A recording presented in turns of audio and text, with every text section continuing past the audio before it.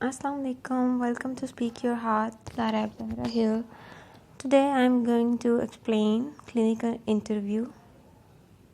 What is clinical interview and how we conduct clinical interviews? So first of all, let's see what is clinical interview.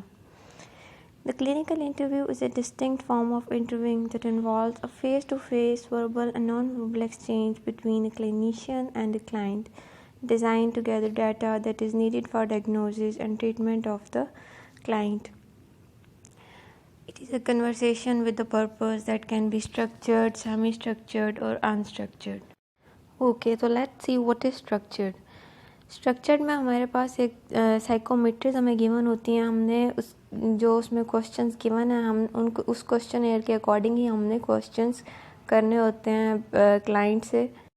उसके अलावा हम अपने आप से उससे क्वेश्चनिंग नहीं कर सकते. सेमी स्ट्रक्चर्ड क्या है कि हमें साइकोमेट्रिक गिवन है, जो उसमें क्वेश्चंस गिवन है, हम उस क्वेश्चन एयर से भी क्वेश्चंस करेंगे उससे. उसके अलावा भी हम उससे क्वेश्चनिंग कर सकते हैं. फॉर एग्जांपल कोई पॉइंट क्लियर करने के लिए हम उससे क्वेश्चनिंग कर सकते हैं, या इसके अलावा हम उससे किसी पॉइंट पे एक्स्ट्रा डिटेल्स लेने के लिए हम उससे क्वेश्चनिंग कर सकते हैं. तो सेमी स्ट्रक्चर्ड वो होता है जिसमें हमें एक साइकोमेट्री भी गिवन है, हमें उस जो क्वेश्चन है उसके अकॉर्डिंग भी हम उससे क्वेश्चंस पूछ रहे हैं, और उसके अलावा हम अपनी तरफ से भी कुछ क्वेश्चनिंग कर रहे हैं. और अनस्ट्रक्चर्ड में क्या होता है, अनस्ट्रक्चर्ड में कोई फॉर्मल क्वेश्चन गिवन नहीं है हमारे पास. हमने एक इनफॉर्मल सा इंटरव्यू कंडक्ट करना है उससे. जैसे दो लोग बैठ के आपस में बात करते हैं, ये इसी तरह का इंटरव्यू अनस्ट्रक्चर्ड में हम उससे कंडक्ट करते हैं. तो इसमें दो तरह की चीज़ें आती हैं, एक हिस्ट्री टेकिंग है और एक मेंटल स्टेटस एग्जामिनेशन है. तो यहाँ सबसे पहले हम लोग देखते हैं कि हिस्ट्री टेकिंग क्या है. हिस्ट्री टेकिंग ये है कि जब क्लाइंट हमारे पास आया है तो हम जो उससे इंफॉर्मेशन ले रहे हैं, that is called history taking. ठीक है, sharing of experiences between client and therapist.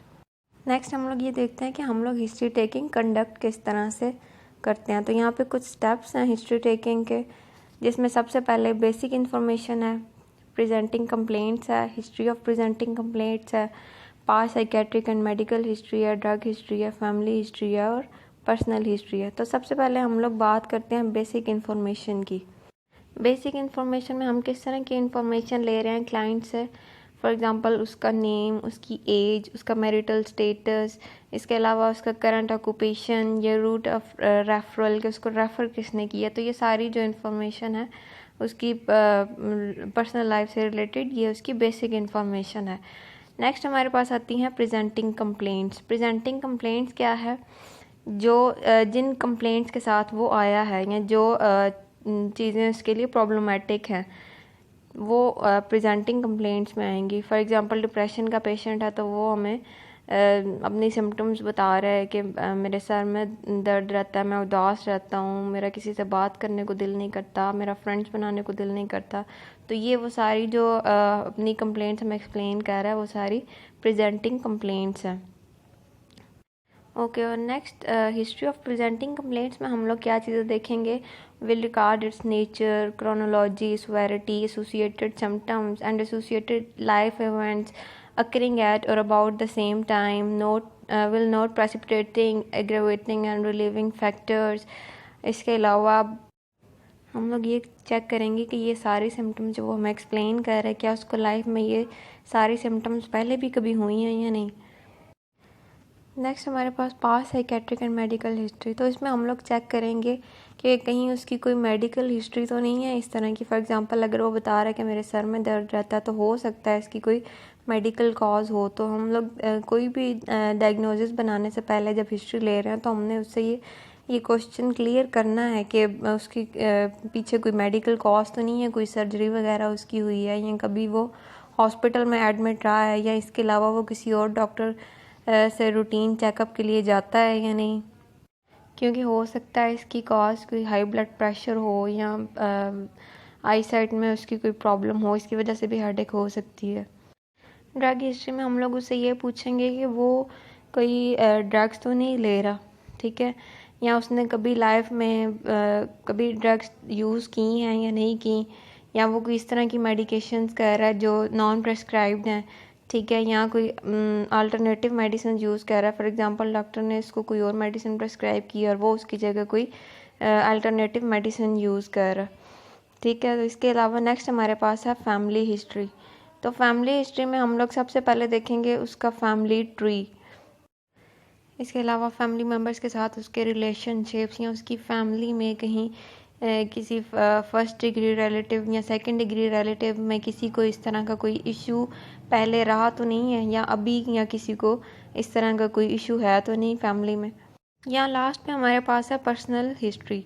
Personal history के फर्दर कुछ पॉइंट्स हैं जिनको हम देखेंगे डिटेल में। तो यहाँ पे सबसे पहले है चाइल्डहुड। चाइल्डहुड में हम ये देखेंगे कि कहीं जब वो पैदा हुआ है उसकी मदर को ड्यूरिंग प्रेगनेंसी या ड्यूरिंग डिलीवरी कोई प्रॉब्लम तो नहीं हुई, या इसके अलावा उसके माइलस्टोन चेक करेंगे कि कहीं डिलेड माइलस्टोन्स तो नहीं है, या उसका बचपन किस तरह का गुजरा है, वो किस तरह की फैमिली में पला बड़ा है, किस तरह के इन्वायरमेंट में वो पला बड़ा है। नेक्स्ट हमारे पास है एजुकेशन।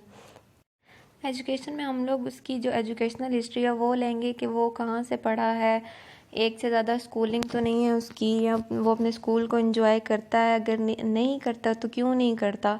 इसके अलावा उसकी क्वालिफ़िकेशन क्या है, उसकी किस एज में उसने स्कूल छोड़ा है, कौन कौन से कोर्सेज उसने पढ़े हैं। नेक्स्ट हमारे पास है एम्प्लॉयमेंट। एम्प्लॉयमेंट में हम लोग क्या चेक करेंगे, लिस्ट ऑफ जॉब्स या उसकी लॉन्गेस्ट जॉब को चेक करेंगे। इसके अलावा कौन सी जॉब को उसने सबसे ज़्यादा इंजॉय किया है, जॉब छोड़ी क्यों है।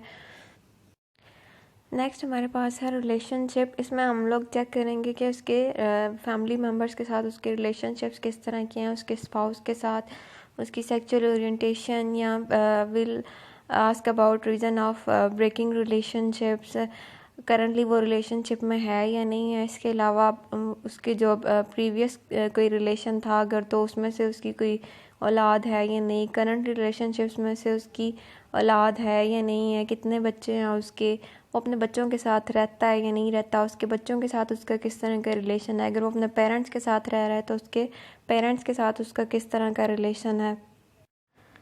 नेक्स्ट यहाँ पे हमारे पास है सोशल बैकग्राउंड इन्फॉर्मेशन। तो इसमें हम उससे किस तरह की इन्फॉर्मेशन लेंगे, उसका current occupation, are they working at the moment, if not how long been off work and Y.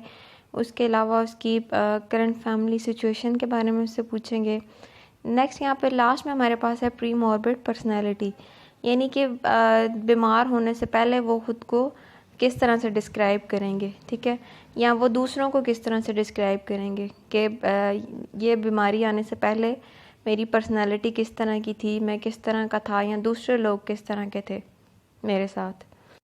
और उसके बाकी फैमिली मेम्बर से क्वेश्चंस करेंगे कि जब इसको ये प्रॉब्लम होने से पहले इसकी पर्सनैलिटी या इसका रिलेशनशिप फैमिली मेम्बर्स के साथ या फ्रेंड्स के साथ किस तरह का था, उसके इर्द गिर्द के लोग उसको किस तरह से डिस्क्राइब करेंगे ये बीमारी आने से पहले। नेक्स्ट हिस्ट्री टेकिंग के बाद हम लोग बात करते हैं मेंटल स्टेटस एग्जामिनेशन की। तो मेंटल स्टेटस एग्जामिनेशन क्या है, बेसिकली ये एक ऐसा टूल है जो हमें हेल्प आउट करता है डिफ्रेंशिएट करने में बिटवीन न्यूरोलॉजिक और साइकेट्रिक डिसऑर्डर्स में। फॉर एग्जांपल न्यूरोलॉजिक में हमारे पास क्या आता है, डिलीरियम आ जाएगा, जैसे कि डिमेंशिया आ जाएगा। और साइकेट्रिक डिसऑर्डर्स कौन से हैं, बायोपोलर है, स्किज़ोफ्रेनिया है, डिप्रेसिव डिसऑर्डर है, एंग्जाइटी डिसऑर्डर है। तो ये हमें इन दोनों न्यूरोलॉजिक और साइकेट्रिक डिसऑर्डर्स में डिफ्रेंशिएट करने में हेल्प आउट करता है। The mental status examination is a structure tool and process that allows you to observe and assess a patient's current mental state. Okay, तो किस तरह से हम लोग मेंटल स्टेटस एग्जामिनेशन के थ्रू इंटरव्यू कंडक्ट कर सकते हैं, इसके कुछ एलिमेंट्स हैं यहाँ जिसके लिए एक एक्रोनिम यूज़ हुआ है एसेप्टिक का। तो बेसिकली एसेप्टिक को हम लोग किस तरह से एक्सप्लेन करेंगे, A for appearance and behaviour, S for speech, E for emotions, P for perceptions, T for thought content and processes, I for insight and C for cognition. सबसे पहले हम लोग देख लेते हैं कि अपीयरेंस एंड बिहेवियर में क्या क्या चीज़ आती है। तो इसमें सबसे पहले आएगी उसकी अपरेंट एज, उसकी रेस, उसका style of dressing, level of cleanliness, उसकी जो जनरल फिजिकल कंडीशन है, उसके अलावा उसकी अबनॉर्मल इनवॉलंटरी मूवमेंट्स जैसे कि टिक्स हो सकते हैं, ट्रिमर्स हो सकते हैं, या उसके अलावा इसमें appropriateness of behavior, level of motor activity, level of anxiety, eye contact, rapport building, या abnormal motor and posture, abnormal movements and postures. उसके अलावा इसमें एपिसोड ऑफ एग्रेशंस हम चेक करेंगे। इसके अलावा डिस्ट्रैक्टिबिलिटी, इसमें ये सारी चीज़ें आ जाएंगी। नेक्स्ट हमारे पास स्पीच में हम लोग क्या देखेंगे, उसका वॉल्यूम, रेट, बात करने की उसकी टोन, क्वांटिटी, फ्लुएंसी। इसके अलावा अब नॉर्मल एसोसिएशन चेक करेंगे, क्लैंग, या इसके अलावा फ्लाइट ऑफ आइडियाज़ हम लोग स्पीच के थ्रू चेक करेंगे। नेक्स्ट हमारे पास है इमोशंस, जिसमें मूड एंड अफेक्ट है। तो हम लोग इसमें क्या चीज़ें देखेंगे, इसमें आ जाता है इसका सब्जेक्टिव एंड ऑब्जेक्टिव असेसमेंट आ जाती है उसकी मूड की। उसके अलावा उसकी जो है वो अप्रोप्रिएटनेस ऑफ मूड। इसके अलावा उसकी एंजाइटी या पैनिक की सिम्टम्स तो नहीं है, उसकी जो ऑब्सेशंस या कंपल्शंस तो नहीं है उसकी। ओके, तो फोर्थ पे हमारे पास है यहाँ पे परसेप्शंस। परसेप्शंस में क्या चीज़ें आ जाती हैं, परसेप्शंस में इसकी हेलुसिनेशंस, सूडो हेलुसिनेशंस, डीपर्सनलाइजेशन, डीरियलाइजेशंस।